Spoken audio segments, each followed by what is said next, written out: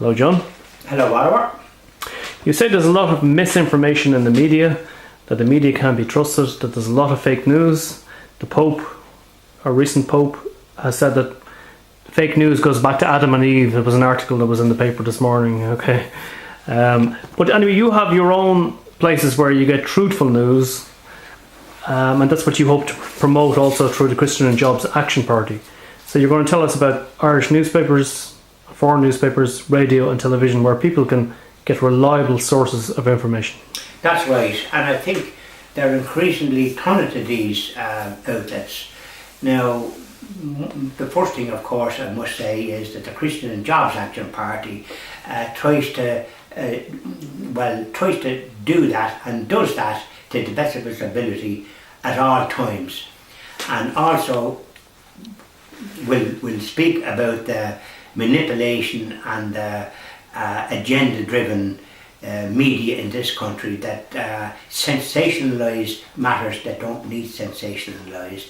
As a matter of fact, one of the commentators in the Sunday Independent, one who I spoke about before, Aidan O'Hanlon, in the magazine there, and last Sunday's Independent of the 21st or thereabouts, said that the programmes on RTE are trivial in the extreme.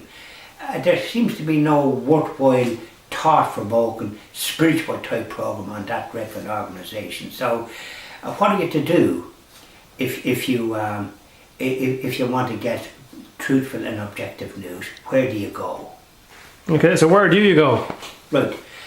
The first thing is, if it's television, EWTN, that is a Christian Catholic organisation. You get news on that channel every evening from 7:30 to 8 o'clock, Monday to Friday, and at the weekend, I think different times, but it's truthful news in abroad and where it counts. That's number one. As regards radio, Spirit Radio is a Christian radio programme, and it gives, generally speaking, news and truthful news. It doesn't promote agendas like the others. And it plays some nice music too. They do, and they have talk programmes as well on a Sunday, particularly for anyone that's stuck at home, if they want to have something that cheer them up a bit and help them to recover if they're real. That's the start of a programme to listen to, Spirit Radio. Whatever you hear will be good. Now, as a matter of fact, just on that subject, I mentioned the Angelus. The disgraceful way this state broadcaster plays the Angelus on the TV at the present time is an absolute disgrace. They seem to be unable to saw church and call it the Angelus, which is a Catholic, which reminds people that to say a prayer, or even to say the Angelus. They show people talking and doing all sorts of things, and they call it the people's prayer or something. This is the sort of nonsense that they behave. So I certainly only listen to it on the radio, because at least they can't have them talking on the radio when the Angelus rings. I just mentioned that in the side. So Spirit Radio is the radio programme. As regards news, papers, the best ones I mentioned, there could be others, but the Irish Catholic, which comes out every week, Catholic Voice magazine, which is based in Ireland, based in Athy, that comes out every 2 weeks. It only costs €1.